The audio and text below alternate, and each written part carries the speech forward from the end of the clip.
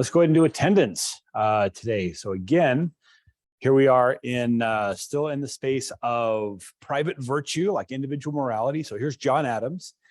It is religion and morality alone which can establish the principles upon which freedom can surely stand.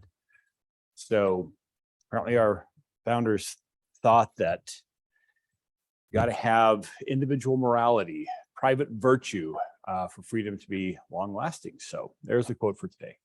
So we're John Adams, 1776. And that's the quote. Okay, so today we have a file to download to begin with. So this is an XLSM file. So after you download it, make sure that you right-click it and choose to unblock it before you try to open it.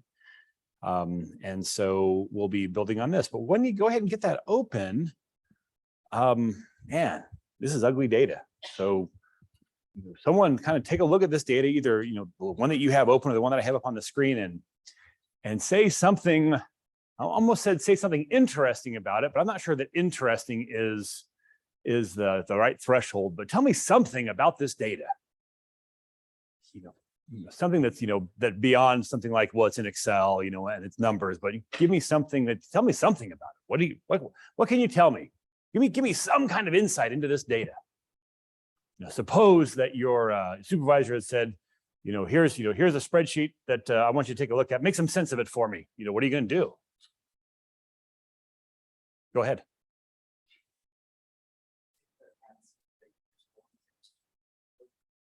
The first column is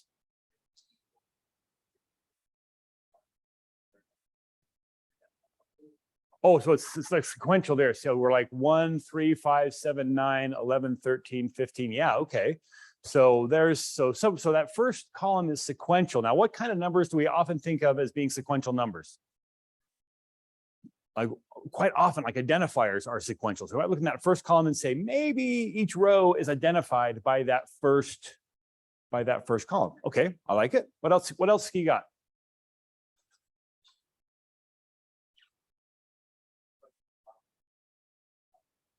Population age. So what would be like, which column would that be? Well, population and an age column. Okay, so when you're looking at the column, so you're looking at row number 1, and you're inferring something by looking at the text that's in row number 1. Right? So like, tell me about a particular column. Give me some insight about a particular column.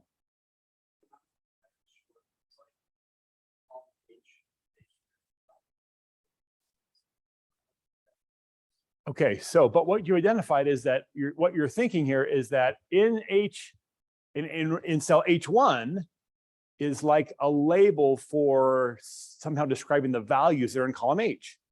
So whatever age 1350 means, that's what those numbers are. Those are all kind of somehow age numbers, and I don't know what they mean either.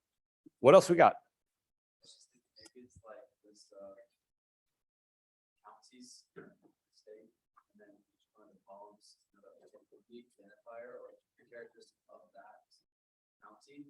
So obviously, like PST, something population, the age, and it's kind of right off that. Yeah, I think you're right on track. Why did you think there are counties in that first column? Well, I've worked with counties before, and probably very familiar with the fires too, and also the. Okay, so you had some of their kind of prior experience that's giving you some insight. That's exactly right. Those are definitely county. That's county data. Go ahead. We're focusing on dish. No, not this sheet. Any sheet here. Okay, well, the next sheet, data dictionary, looks like we'll probably explain what each of these columns will be. So we have a data dictionary. Oh, and here we go. So here's those same values. What was it? We had age. What was it in column H? Column H is age 13,520. So here's age 13. Oh, maybe it was 13,528. Maybe it's chopped off. What was it? Oh yeah, so it's 13,528. 13,528. That is the residential population under 5 years. So that's the estimate. So that's the resident population under 5 years. So we go look at that number. What does that mean? You think that's a percentage? 6.9% of the population is under 5 years of age. It kind of seems like it's about the right order of magnitude. So yeah, and in fact, we look one over for county names, we can actually see those. There's my favorite county again, Gov County. So if we look for 20063 over here in column 1, then this would be the row that is Gov County, Kansas. So if we look in column H, that tells us that in Gov County, Kansas, 5.5% of the population is 5 years of age or under. Right, yeah, so this is census data down to the county level across lots of different dimensions. So yeah, what would you say? Is this easy in a form? Is this data in a form that's easy to work with or not so easy to work with? Yeah, kind of not so easy to work with because the names of the variables are separate from the identifier that says, what those variables are.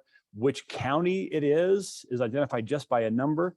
And so, yeah, kind of in terms of like working with this data, this is not the best format, but this is the format that the United States Census Bureau publishes this data.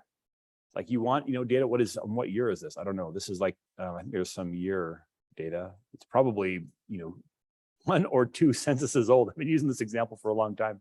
Maybe I should update it to a more recent census. The only thing that I've done here is that I have merged the two, so the county and the state that the county is in, I've merged them into one cell. So I've made another column here that combines those two. That's the only thing I've done to this data. The rest of this data is exactly the way that it came from the Census Bureau. So our goal today in class is to get kind of familiar dealing with some of the different properties and methods of working with ranges. And sometimes the way that we approach it is to say, well, we're just going to do kind of lots of different examples that aren't really, that don't kind of form together to like build like a project. They kind of see different features. And the nice thing about that is we can cover more ground space that way, but we don't really produce anything by the end of the day. So today's gonna be a little bit different. We're probably not gonna cover as much as we might if we're just doing individual examples, but we're gonna build this into a pretty usable worksheet, something that we could use to actually do some analysis with this data. And what we're really after is being able to say, I want to be able to compare a handful of counties against each other and be able to easily kind of look at them across all of these different dimensions.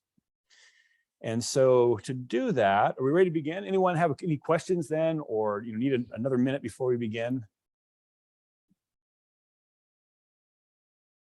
All right, so I'd like to go ahead and start off by making a new sheet. So I'm going to add a new sheet on this.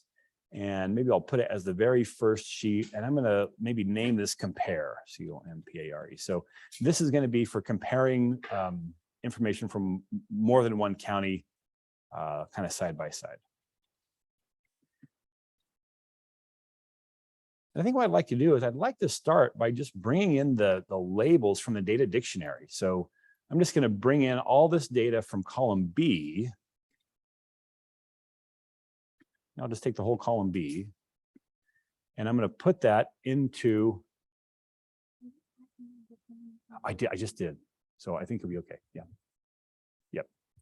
So I'm just going to go paste those values right in here. And I think I'm going to go ahead and let the value start in row number 3.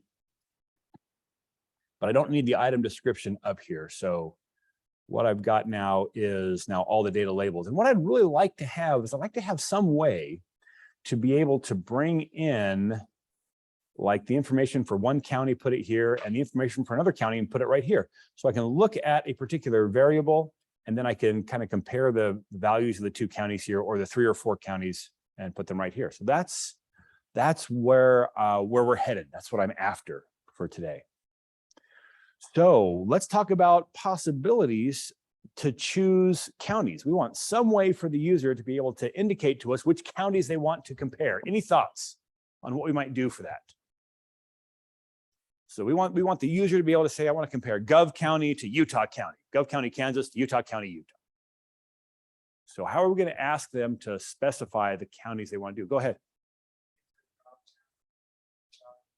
Okay. So maybe we could make a cell that just says data validation. You've got a, and if we did that, said the values come from a list, it'll give us the list to choose from. Then we could drop down and then find the one, and that's how they could tell it. I like it. So why don't we go ahead and do that right here in column A, in cell A1. So here, let's just go ahead and, configure this to use data validation. Now, where is data validation? It's on the data tab, I think. Data validation. So I've got the data validation tool on the data tab in the ribbon. I've got A1 selected, so I'll go ahead and open up that tool. And I'm not going to allow any value. I'm going to choose from a list. And what's the source going to be for that? Why don't we just go ahead and come pick our county names? And it's the whole reason that I put these together into one column here. So we come to the top, and we'll take everything from D1 down to the end. And that will be, now that should set up data validation on that. Now what else? Apply these changes, in cell dropdown. Yeah, ignore blanks. I guess that should be okay. I'll say, all right. So now I get the little drop down box here when I'm on that cell. And if I drop that down, I can choose the state that I'm interested in. Missouri, could find Gov County if I came back a little further. There's a lot of counties in Missouri. Well, a lot of M states too. I don't really care about finding Gov County, so I'll just pick one. We got Essex County, Massachusetts. All right. And so I think we're kind of ready to get started. So now we've got a way for them to choose the state that they want to compare, and we'll make it so when they make a choice here, we'll have some way to bring the data in and show the data for the county that they've just chosen. All right, so let's go ahead and give it a shot. Alt F11 to bring up my code editor. Looks like I don't even have a module in here yet, so I'm going to insert a code module. So insert module. And I'm ready to get going. So let's make a sub procedure that we'll just call show one county.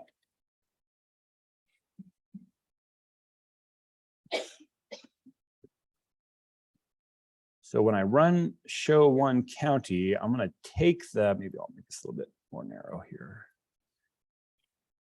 I want to take whatever county is showing in A1, and I want to go bring the data in right here. So let's think about what the data would be for that particular county. So what am I going to have to do first? I'm going to have to figure out, how am I going to get from that county name over here to a particular row? I've got to find the row that corresponds to that data. So what do I got to do?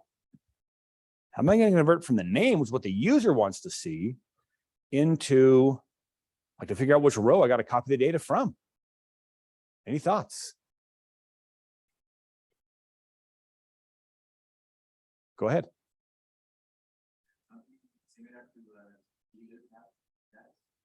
Okay, so we something similar to a VLOOKUP. In fact, we probably could invoke the VLOOKUP functionality, because we can invoke any of the functions from inside of Excel. We could invoke them through VBA.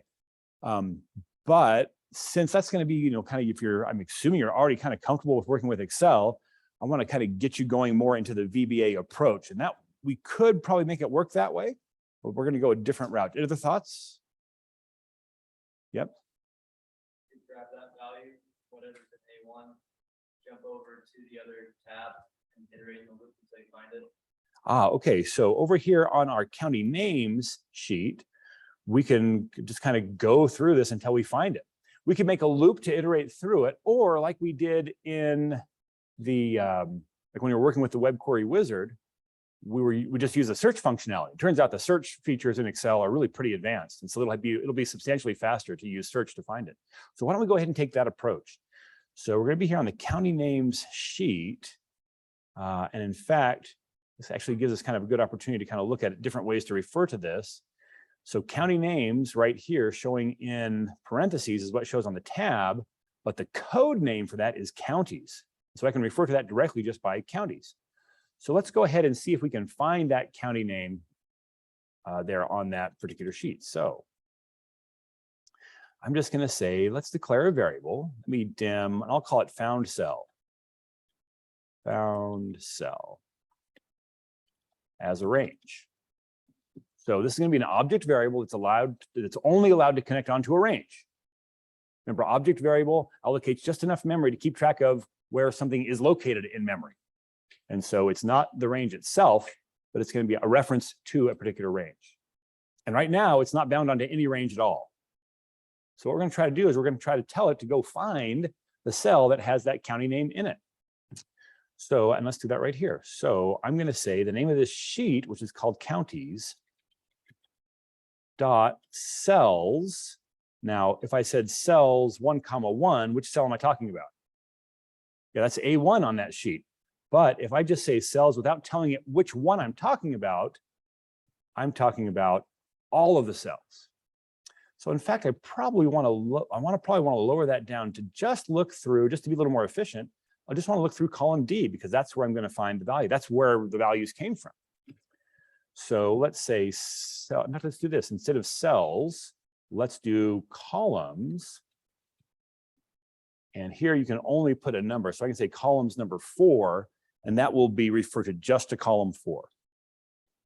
So this now identifies a particular range that is column number 4. In fact, I should be able to ask for the address of that. And that tells me, yeah, the address of the range I've specified there is the whole of column D. So now from there, I am going to call the find method. Oh man, I really wish it would give us IntelliSense help here. But hey, listen, because find, it's just our editor isn't smart enough to figure out that this is identifying a particular range. It doesn't know that that's a range. Otherwise, it would be giving us what we need to do for putting in, to use the find method of the range. But because I have found cell and I've told the editor found cell is itself a range, even though I'm not going to be searching on found cell, I can come here and say found cell dot find, and that's going to start to give me the help that I want. I'm not going to really operate it on the found cell, but I'm just kind of using this as a trick to be able to kind of reinvigorate the IntelliSense help here. So the first argument for the find method is, what am I looking for? Well, what I'm looking for is going to be in my compare sheet. So I want to look into A1. Now we could either just assume that that's going to be the active sheet, which is probably not a bad assumption, or we could refer to this sheet explicitly. Why don't we go ahead and refer to the sheet explicitly? It's probably a safer way to do it. So let me come back in here and I'm going to declare something to work with a sheet. So I'll declare a sheet variable. Now it would be possible for me to go and name this, because right now it's called compare and its name is sheet 1. It's compare, right? Sheet 1. But I don't really like referring to it through a generic name in code. So let's do this. I'm going to dim comp as a worksheet. And then I'm going to bind that range, I'm going to bind that object variable onto a particular worksheet.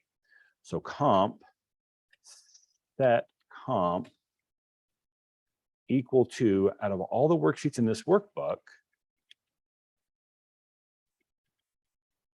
we're talking about the one that is named compare. And so that should bind this object variable onto whichever object whichever worksheet this expression evaluates to. So I'm going to find comp dot, that gets me to the word worksheet. And so now I can just say, like the way that we've kind of referred to a range in the simplest way is just A1, range A1 dot value. So that's what I'm looking for. When we're looking for range A1 dot value, my next argument is after, I'm going to ignore that one. And by the way, you'll see that some of these arguments are in square brackets. That means they're optional. So I don't actually have to supply a value for it. It'll just take whatever the default is. I'm not really looking after anything. So I'm just going to look in that whole column. I'm going to skip that. Look in, I'm going to skip that too. That's like the difference between, am I looking, Actually, I'm not quite sure what look in means. I think look at is look at values or formulas. I'm going to skip both of those because the one that I need is, oh yeah, look at is like, am I looking for a whole match or like a partial match?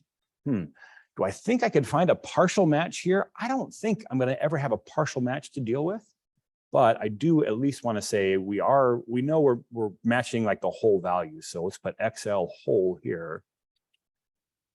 And then the rest of these I'm going to ignore. So I'm just going to go ahead and close my parentheses there. So that's going to try to find, that's going to be the find statement that says, we're going to be looking at some cells, not at found cell, but we're going to be looking at some cell. We're going to be looking for the value that's in A1 of my compare sheet. And we're going to try to do a match on the whole cell. So I'm going to now cut that off of here, that whole find statement, and I'm going to put it down here. The only reason I put it onto found cell to begin with was just so I'd get the IntelliSense help back, because my editor knows that found cell is a range. And so when I said .find on that, it said, okay, we're talking about a range.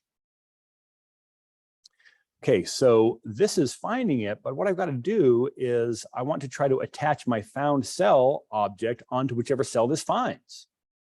So I'm going to say set found cell UND equal to the results of that find. So now if we're able to find it, so if this find succeeds, we are going to bind whatever cell it found it on to this variable. So I should be able to just like do a debug.print of the address of that cell, and we'll be able to see if it's working.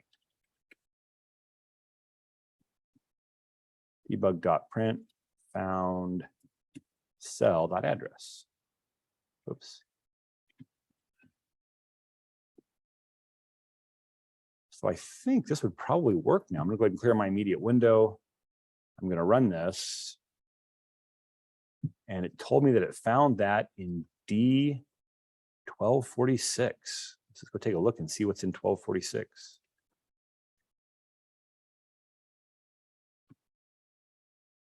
Hampshire, Massachusetts, 1246. Is that what it said? 1246. And is that the one I had selected? Yeah, Hampshire, Massachusetts. That's the one. So it looked at value. It found it in my county names on that cell.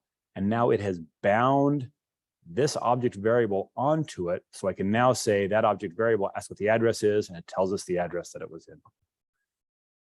Whew. How comfortable are you with the code we have on the screen right now, 0 to 5? Oh, 5553. Yeah, so it wouldn't surprise me to see that you were, not fully comfortable with it. I'm glad to see that several of you are. So, does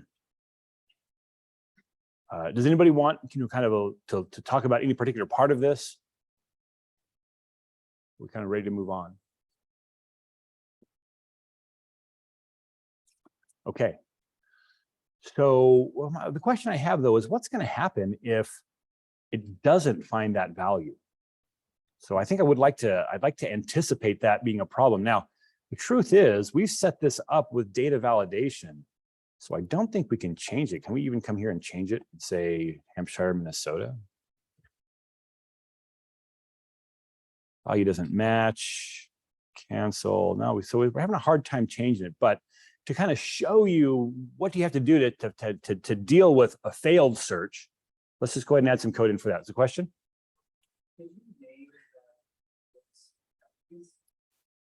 This list has no name. So counties is, if I look at this worksheet here, county names, every worksheet has two names. It has the name that shows on the tab that I can use to identify it, and it has an object name as well. And so if I look here inside my Visual Basic editor, should be able to zoom in just a bit. If I look in my Visual Basic editor, here's the county name sheet. The name that shows on the tab is in parentheses, but the direct object name is over here off to the left. And so when I'm in my code, when I'm saying counties, I'm saying I'm directly referencing the sheet with the code name of counties. Was that the question? Yeah, I wrote county, so it's giving me an error. Highlighting that. Everyone else fine. Interesting. Let me just come take a look at your code real quick.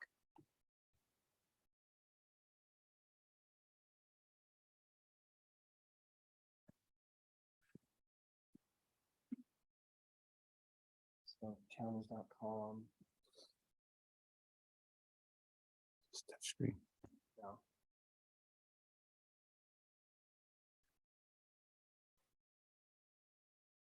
Really interesting. We don't have anything else. We hit play. Variable not defined. Is it because it's in like a different module or something? Oh yeah, what module are you in? Oh, you're in FuncRes here. See how the project you're in? Yeah.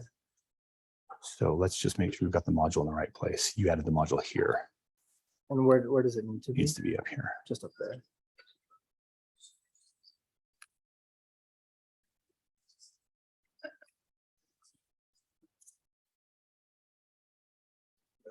So now you've got it here. That should work okay. Thank you. Other questions? Oh yeah, especially before I climb all the way down. Other questions up here in the nosebleed section? No? All right. Oh, yeah. It's not a particular like code question, just when, I know sometimes you use set, sometimes you don't. Could you reiterate Yeah. when that is? So the question is, when do we have to use the keyword set? Because it seems like we should just be able to bind this on without the keyword set. And the answer is, anytime I'm hooking up an object variable onto an object, I have to use the keyword set. So here I'm connecting on a worksheet object onto an object, a worksheet variable onto an object. So I have to say set. Here it's a range object. I'm connecting it up to an object, to a range. Sorry, it's a range variable, and I'm going to connect that up to a range object. I'm going to use the keyword set. So if it's just like an integer or a string, I don't use the keyword set. But when I'm connecting an object variable up to an object, I use the keyword set. Is there a rationale behind that, or is it just kind of a vestige of the old one? Yeah, it's probably just, kind of left over. There's a real reason why we have to do it. Do you want to hear it? It's because it doesn't work if you don't. No, the reason is that, and again, it gets back to the philosophy of the language of VBA, is they're saying, listen, if you have, maybe you haven't done this quite right, we're going to guess at what you meant. And so if I refer to an object without saying the property, I want to print the active cell. Now, can I print a cell? A cell's got dozens of properties. What does it mean to print that cell? And the answer is that's kind of senseless to the VBA engine. But what the language says, it says, listen, most objects have a default property. If you don't tell me the property, I'm going to assume a property, like the one I think is most likely the one you mean, which in this case is value. So if that's the same as active cell dot value, because there's this notion of a default property. Because we have default properties, it can be ambiguous if I'm trying to set the default property of the object to a value, or if I'm trying to bind the object cell on. And so when they're making the language, they said, you know what, we'd really like to be able to, when they forget to put the property, guess at the property. And so we're going to require you to use the keyword set when you're using it in this way, so that when you leave the property off, we can guess at what you mean. And I guess the notion here, the idea here is that if you're getting to the point where declaring object variables and you're assigning them onto objects, you're an advanced user. We're going to expect you to be able to do better than our beginning users who might forget to say the property, and we still want it to work for them. Other questions? Did I see a hand over here? No? Okay. So now let's do this. I can't really change the value here, but let me just like add a column for a moment and put some other data in here that I'm not going to find. Because now when I look at range A1, I'm going to be looking for a county named X, and there is no county X. So I'd like to see what happens when I run this code now. Object variable or block variable with block variable not set. And so I'm trying to print the address of this object. Now, this line did not find anything. And so I have not connected this onto a range right now. So that's the problem here. And that's what I'd like to be able to do. I say, listen, I want to be able to tell if the thing didn't find it. And so how do we do that? And there's a couple of ways that we can do that. Here's one way that we can do it. So it turns out I can always ask for the type name, T-Y-P-E. Don't have to yell it, T-Y-P-E, type name. I can put the type name of a variable here. I'm going to put comp in here. So here's my variable comp. It's connected onto that worksheet. That's okay. And so when I ask for what type that variable is, it's going to tell me it's a worksheet. That's the type of it. If I had an integer type and asked for the type of that variable, it would tell me integer. Now, if I ask for the type of found cell, it's going to tell me it's nothing. It's not bound on to any object at all. And so when I have an object variable, it's not hooked up to an object. The type of it is actually nothing. It's kind of a strange thing. So I can ask, I could check to see if the type of my found cell is range. And if it's a range, if it successfully finds it, let me go ahead and delete it and run it again. So let me stop my code here. I'll delete this column so A1 comes back to be Hampshire, Massachusetts. Now this is going to succeed. I'm going to put a breakpoint here to stop. So now if I ask for the type name of found cell, it's a range. So when it succeeds to hook up to an object, the type name is going to be range. When it fails, the type name will be nothing. So I could use the type name function here to be able to tell, did it succeed or not succeed? But there's another way to do it. I can ask if the found cell, there's like this idea of being able to tell if an object variable is not bound onto anything is like built in. So found cell is nothing. So in this case, found cell is nothing. That whole expression evaluates to false because it's bound onto something. It's a range. But let me stop my code and we'll run it right to here. So I have not yet tried to bind onto it. Now, if I ask what found cell is found cell is nothing, it'll say true. Yeah, found cell is not currently bound onto an object. So is nothing evaluates to true. So this is the kind of the accepted way to check to see if a variable, if like a range variable has been bound onto a range. So let's just do this. Like after we bind that on, let's put a little if statement here that says if found cell is nothing,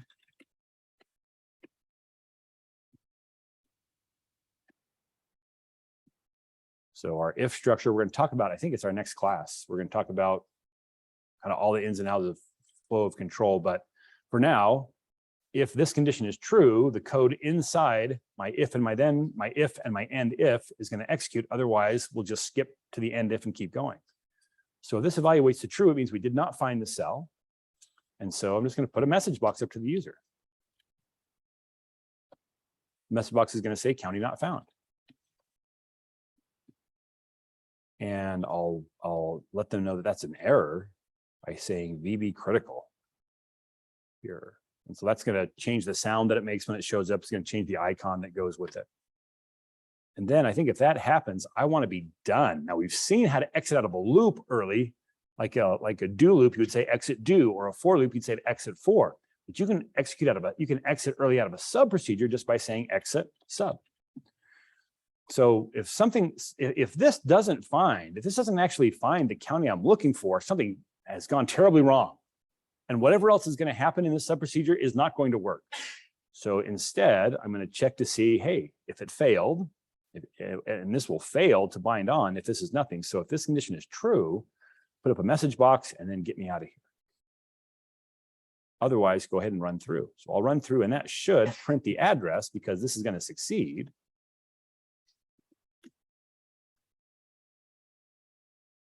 But if I do something to cause it to fail, like insert a column here and put text that's not a valid county name, and I run this now, it will come up and say county not found, give the X, and it's not going to try to print that address. And that's left over from last time. It's not going to try to print the address because we exit the sub procedure here, which tells us jump to the sub and then continue on. There's nothing to continue to. And so it skips over this line. Okay, so this is like the technique for like saying, I'm looking for a cell. Did I find the cell? And how do I tell if I found the cell or not? This is how we do it. Questions? Okay, well, now we know the cell that has the county name in it. We still have to get from that to the row that has the data that we're after. Any thoughts on how we're going to do it? Right, so at this point, if we kind of think about what we're doing, we're pointing at like that cell. We've identified this cell right here. Go ahead.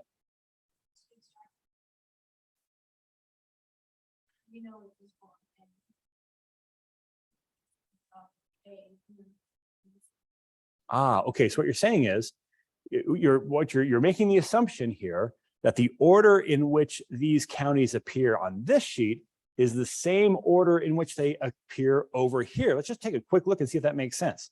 Look at my data set. I'm going to come here to the top, and I'm seeing my counties are 0, 1000, and then 1001,357. You look at my counties sheet. Yeah, 0, 1000, 1001,357. So I think that's right. Now, the only difference is that, so, the summary that goes to all of the United States, that's on row 1 here. But if I look at my data set, what row is that on? It's on 2 because this has a header that our county sheet doesn't have. And so let's go ahead and let's make another variable that keeps track of the row that we're after. So dim, we'll just call it row. As what data type should I use to refer to a row? Long integer. And so if I've made it to this point, I know that we have found a valid county. So here I'm just going to say row equals my found cell dot row, FOUND, found cells row plus 1. Because over here on county names, there's no header. So when it finds it on row 1, the row I'm actually after in my data set is row 2. So now I've got a variable called row that is going to have the row in my data set that has the data that I'm after. Excellent.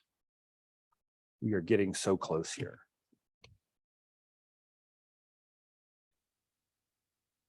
Questions? Yeah, go ahead. Wouldn't it be better to, instead of doing that, someone could come in and resort and change up the data set? Wouldn't it be better for us to just offset our found cell over 3 and find that ID? So what you're saying is maybe a safer way to do this would be to say, who knows, someone's going to sort this data, someone's going to sort the other data.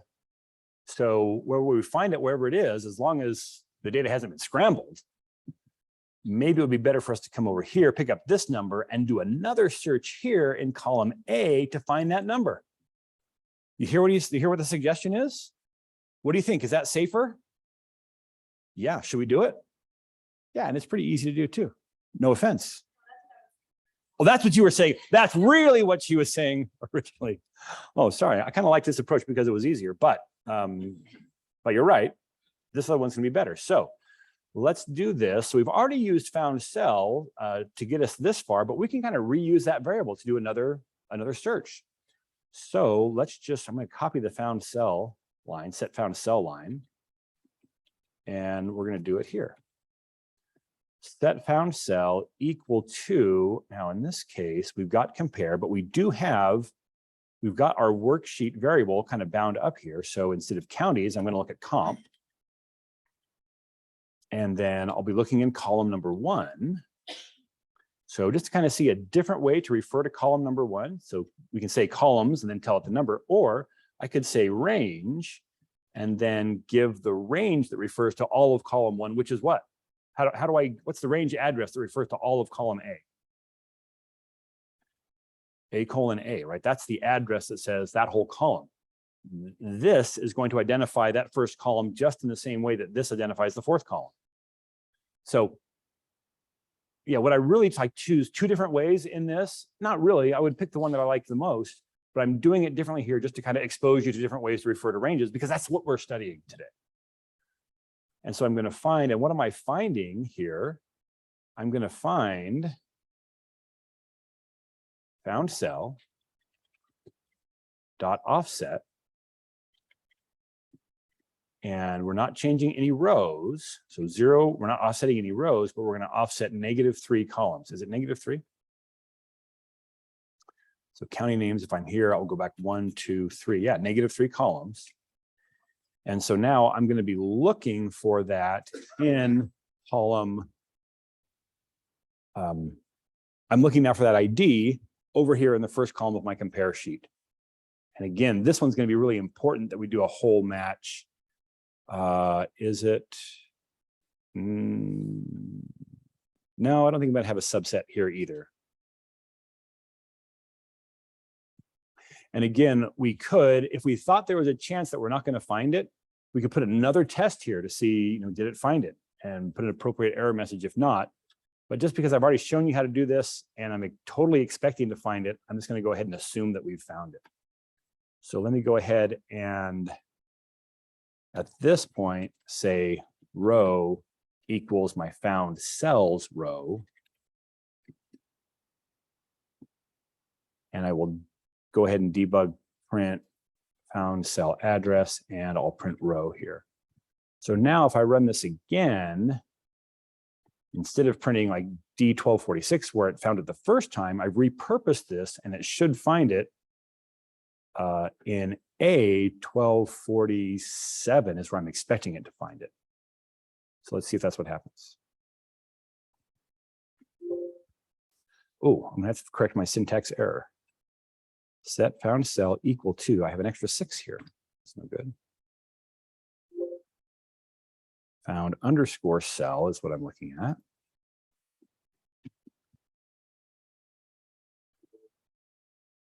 County not found.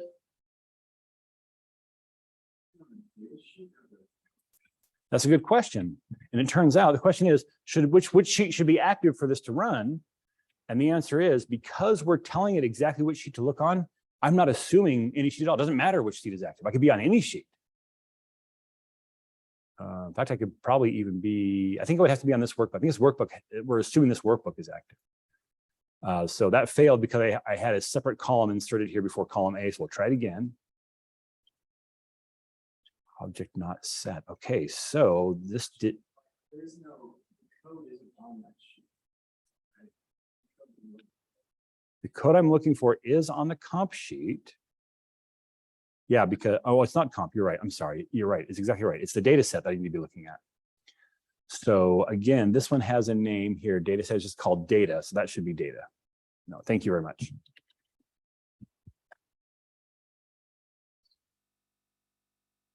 There we go. So it finds that in A1247. And now we've set row to be 1247.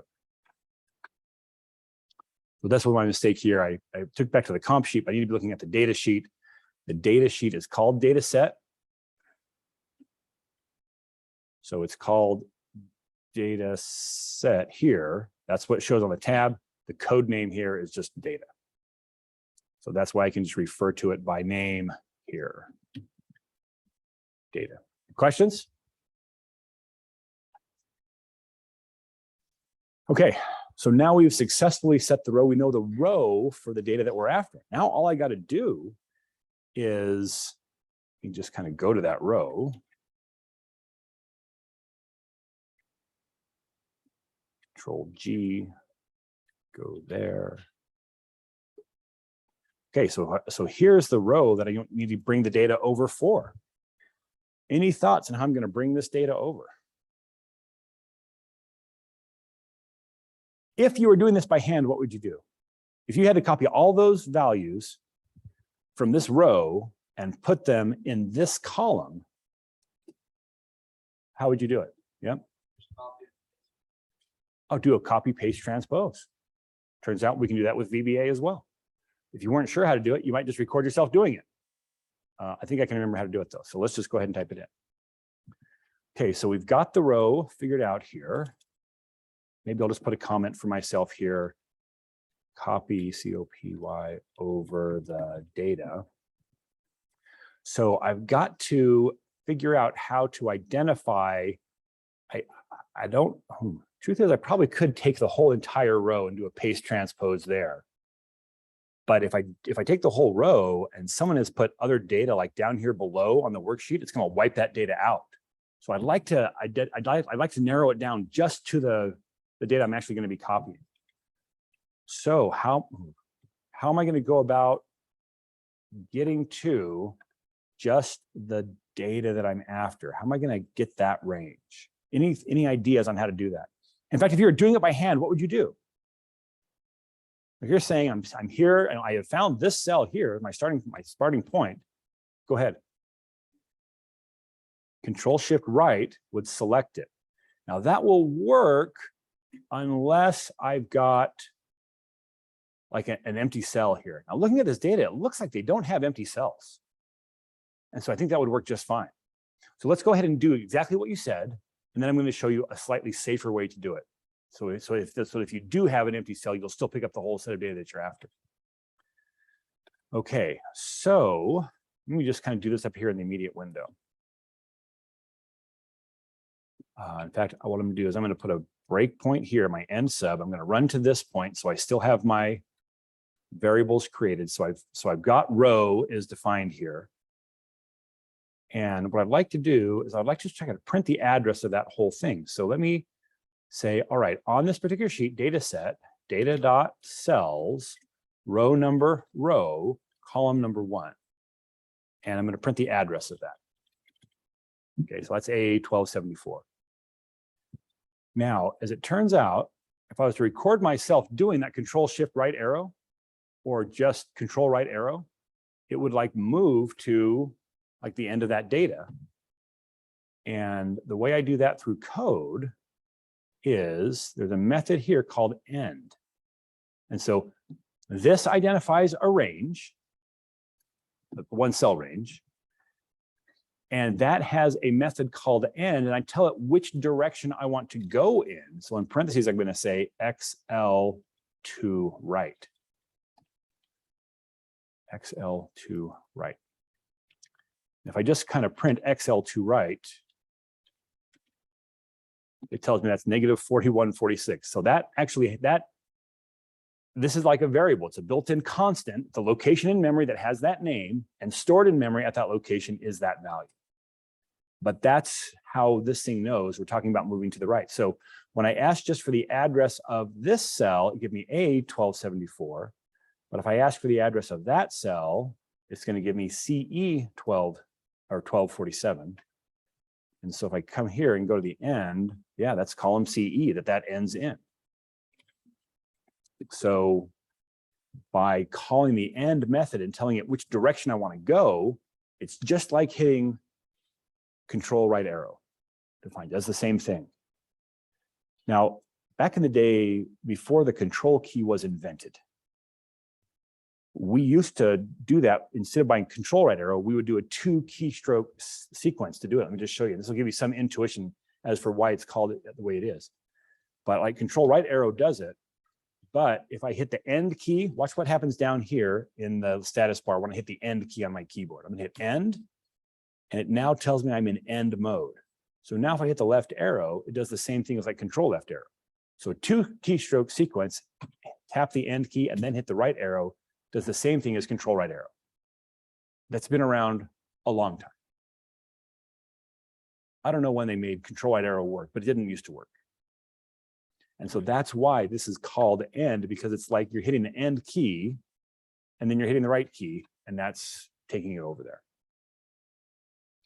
So now I can identify the first cell that I want and the last cell that I want. So how do I get the whole range? Well, if I plug that in to the range method, I think we saw this last time. I'm going to say a multi-cell range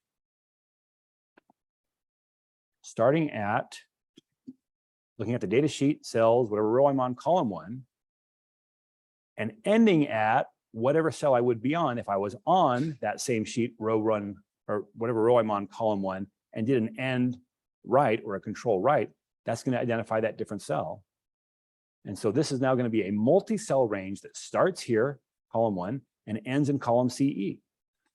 So now I can ask for the address of that, and that's going to give me the full range of the data that I'm after.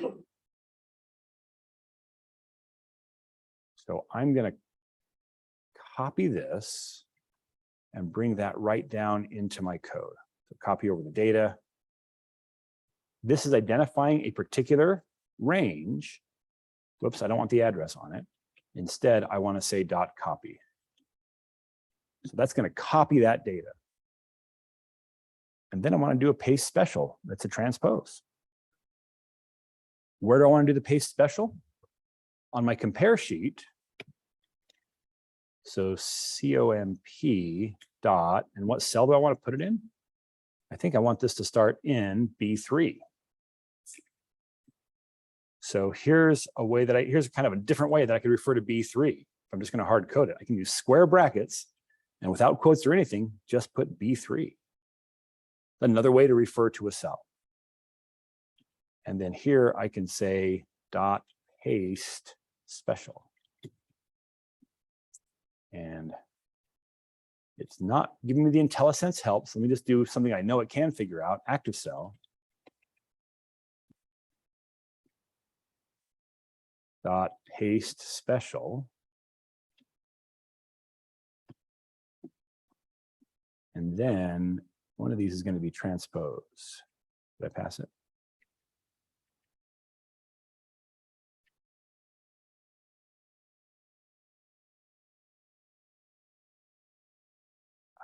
Paste it. Oh, I think this is not paste as. This is going to be paste. I want to paste values, comma.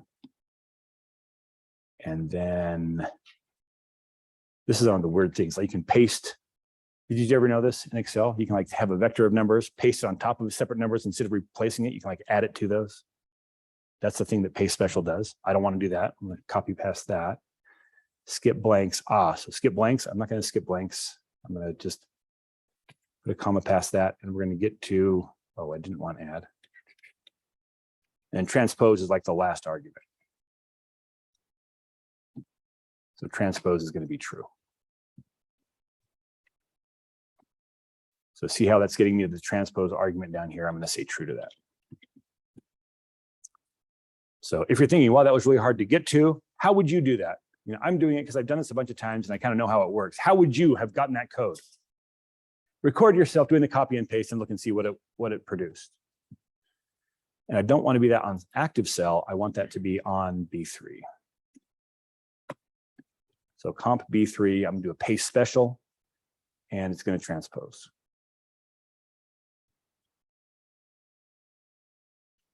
So I think I could probably just drag my active point back up to that and run it from here. Didn't like something. You check to make sure I've done this syntax right, which is a syntax I don't often use.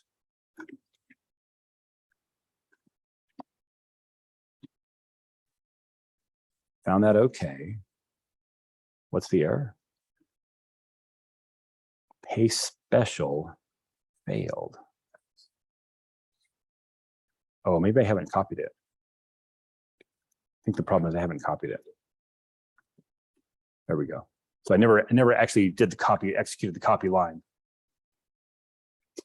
I just dragged the insertion, the current statement indicator back so it did the copy, and then it's doing the paste special. Whew, question. We don't need a comma or a period in between paste paste special and Excel paste values. Okay, so how come there's no period between these? And the reason is because paste special now is a method. So I've identified an object here. That's the worksheet. And I've identified now the range on that worksheet. And now I've identified the method of that range. And I'm not saying that that method gets me to some other object, which is why I would use a dot. What I'm saying is I'm telling this method, this paste method, I'm telling it something about how to act. So it knows how to do a paste special, and there's lots of flexibility with paste special.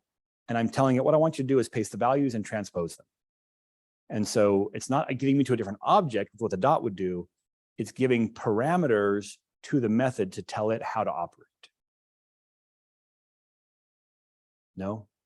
So it makes sense. It's just VBA syntax it's terrible. Yeah, how old were you in 1995? -2 years. Yeah, see what I'm saying? It's old school. Yeah, by the way, would Microsoft like to get rid of VBA? They would so like to get rid of VBA. Why don't they do it? Like there was some talk, like in the early 2000s, there's some talk about like dumping VBA. Why won't they do it? Why haven't they done it? Like it is the only part of the Visual Basic language, which was their flagship language, like going back into the 1980s. That was like Microsoft's language. They don't even make it anymore. You know, they're now Visual C++ or Visual C# or something is their flagship language. Why do they keep it around? They would love to get rid of it. It's old school because they know how important backwards compatibility is, right? If you upgrade to the next version of Excel and all of a sudden all of your old code doesn't work, what are you going to do? Well, you've got to figure out something. And you know what you might figure out is you might figure out, well, I'm going to do this in Google Sheets. Why don't you use Google Sheets? And Google Sheets can do a whole lot of crazy stuff. Because you know Excel and you've got stuff that runs in Excel. And so it's going to be the path of least resistance when it's time to upgrade or something. They're asking for more money is just to pay the money and get the next version of Excel and move on, even though there's a really viable free alternative. And they know how important backwards compatibility is. And so it's VBA is here to stay. It would take something huge for them to get rid of it. Yeah.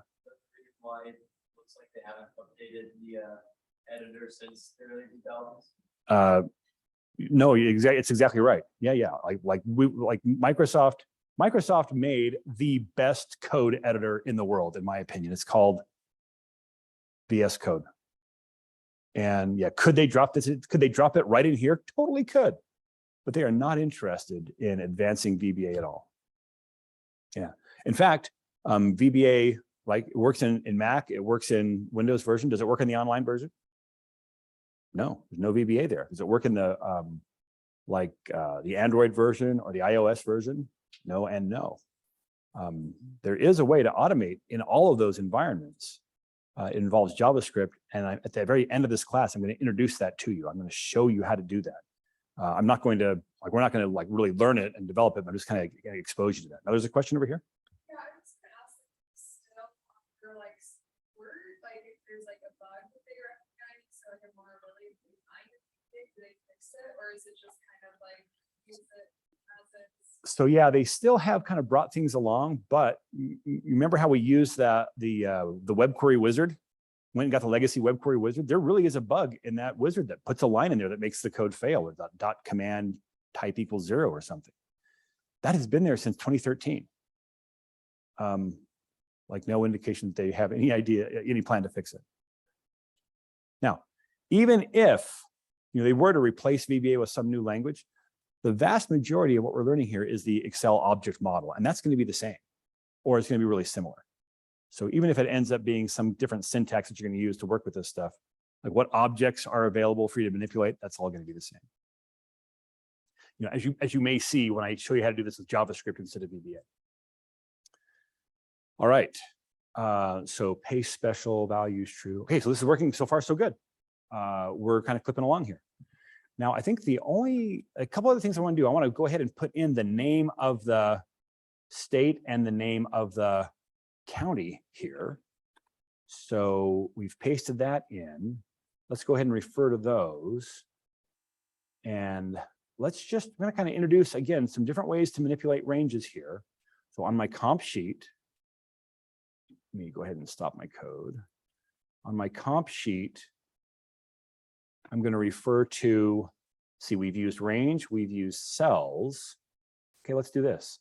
Let's do columns, C-O-L. So here I've said column number 2. So that's going to refer to the whole column, but I want just the first cell in that column. And so this range gets me to the whole column of cells. And now if I say cells here, and just give it a single number, cell number 1, that's going to refer to the first cell in that column, which is where I want to put the name of the county. So we'll say the value of that cell is equal to,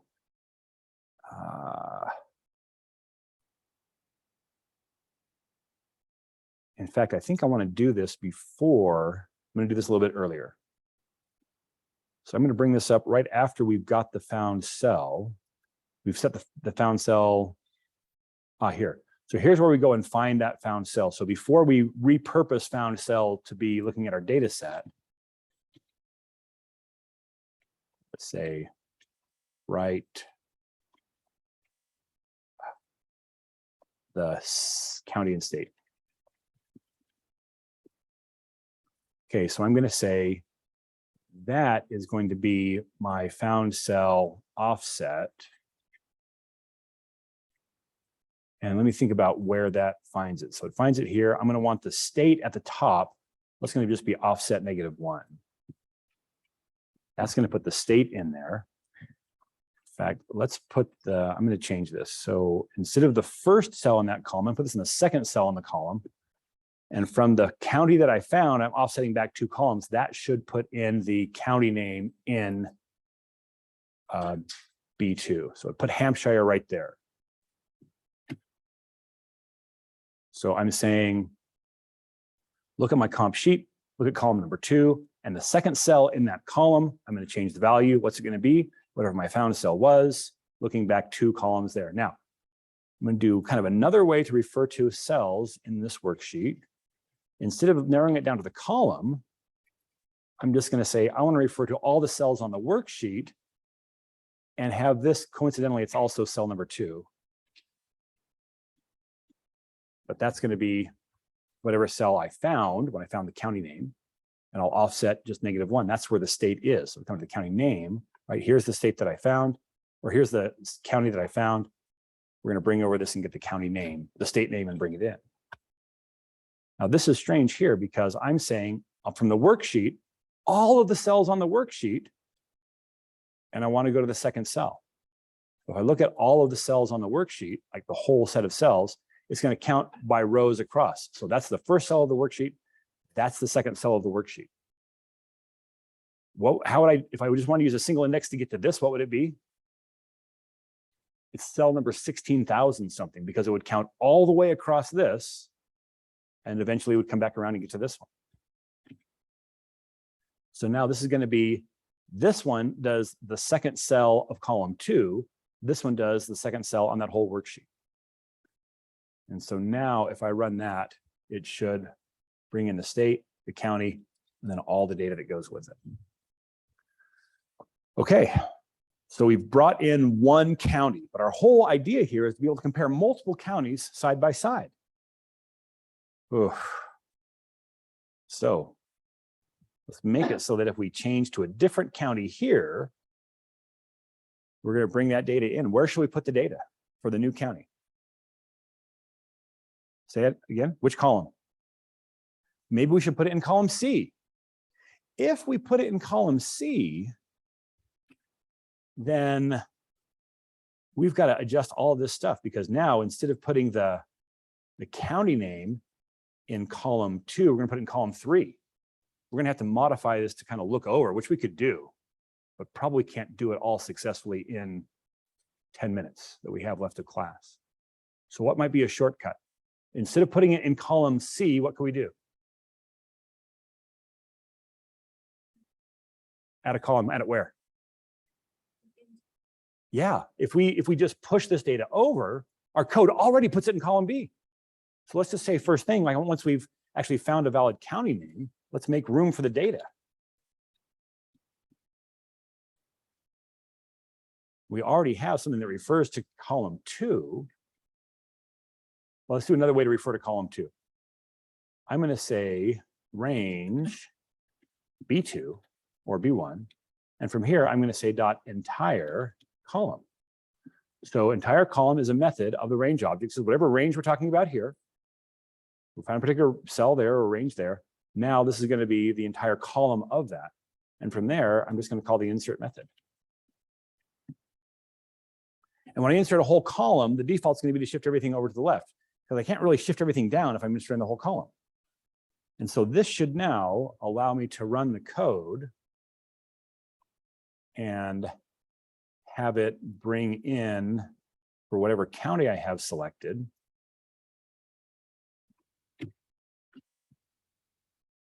and just push everything else over. I like it, except for what? What's that? Oh, did I miss the state? Oh, it happens that I actually got the whole state. I mean, I happen to choose one that's the whole state. So there is no state there because this is the state of Michigan. And we could kind of bring this in and actually realize that when this is blank and append or prepend state of here, so it gets the whole thing. But we're just going to say we know that when there's no state and there's a state name there, it's the whole state that we're talking about. The thing I don't like is how wide this is. I'd really like to bring this back in to make it just as, only as wide as it needs to be to fit the data. Well, in that case, after I've put the data in, let's auto fit the column.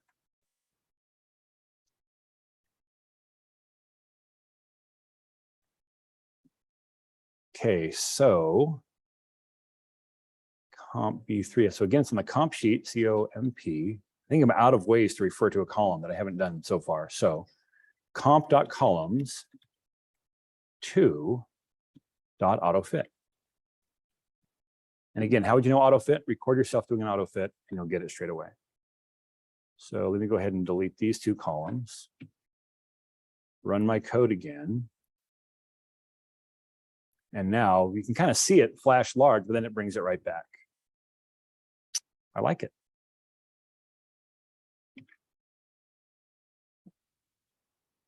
The only thing I don't like is that I actually have to go and do something to run my code. So how should we run the code? Yep. Really? You're not going to say put a button on there that runs the code, but you want to make it happen automatically when you run the select the county. No, we're going to do it automatically. You brought it up, and we've got almost 5 minutes. Okay, we're going to do it the way she said. It's the right way to do it. And it turns out it's really easy to make that happen, but we have to introduce a new idea. So let's get introducing. So far, everything we've done in VBA has been when we want some code to run, the user has to do something explicit to tell it to run. Either go run the macro, go into the code environment, hit play. Don't ever send your users into VBA and tell them to play. That's the worst thing you could do. We have put a button on the sheet, haven't we? Yeah, we put a button on the sheet that would invoke it.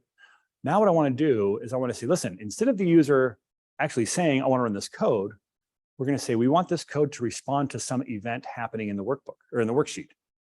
So we're going to say, if the value changes in A1 of the worksheet, that's when we want to run the code. That is the reason that we have all of these other things listed over here, is because we've put a code module in for the code that we're writing, but we can put code, there's actually modules behind each one of these sheets. So let me come to my compare sheet. I'm going to double click compare sheet here, and it's going to open up a module. This is the module that is built into sheet 1. So it tells us right up here, sheet 1, that's it. That's the module built into sheet 1. Now, we can put things that we have to call explicitly here, but because it's now built into that sheet, we can say, instead of general on this drop-down list, we want to say worksheet. And the default that says, oh, you probably want to make something happen when the user changes which cell is selected. No, no, no. On the worksheet, I'm going to choose this drop-down list and say change. I'll get rid of this first one that it brought in. So now if this worksheet changes, if anything on this worksheet changes, it's going to run this code. But you'll notice that it's passing in a target. And so I'm really only interested in my code running when that's the target. But let me just go ahead and put a debug.print in here. We'll print now that'll print the current time from the system clock. And now anytime something changes on this sheet, we're going to see that this code's going to execute. You come right here, change that to a cell, it executed. Change this cell, it executed. Well, instead of printing now, let me print my target.address. So now, anytime I change a cell, it's going to print the cell that's changing. Well, I only want something to happen if my target address is A1. If target address equals, and then in quotes, $A, $1, then we want to do something. What do we want to do? We want to run whatever this thing was called, show one county.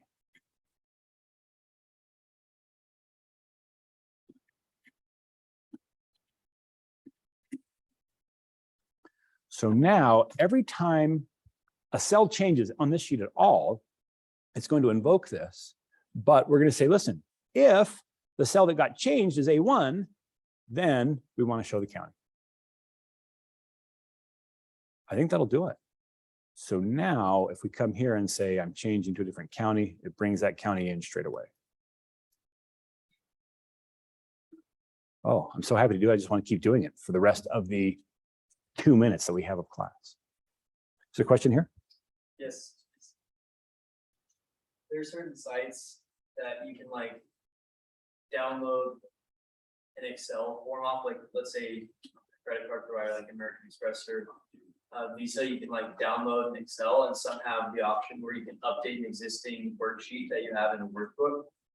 So let's say that this Excel file is completely closed. It's just in its file location. Yes. From the internet, you update that sheet without ever opening it. Would it still, if you had a sub that was set to edit or set to run anytime changes were made, would that still run in the background? It will not run. This will not run unless the code is loaded into memory. And what you've just suggested, I think, is totally impossible as well. Okay. Like to download something from the internet that would update an existing workbook without invoking Excel to do it. That's not, I don't know what you think. I don't know what's really going on, but it's not that. I'd be interested to see what you're talking about. Yeah, maybe we can see it after class. But yeah, this workbook has to be open in Excel for this code to be able to execute. Yeah.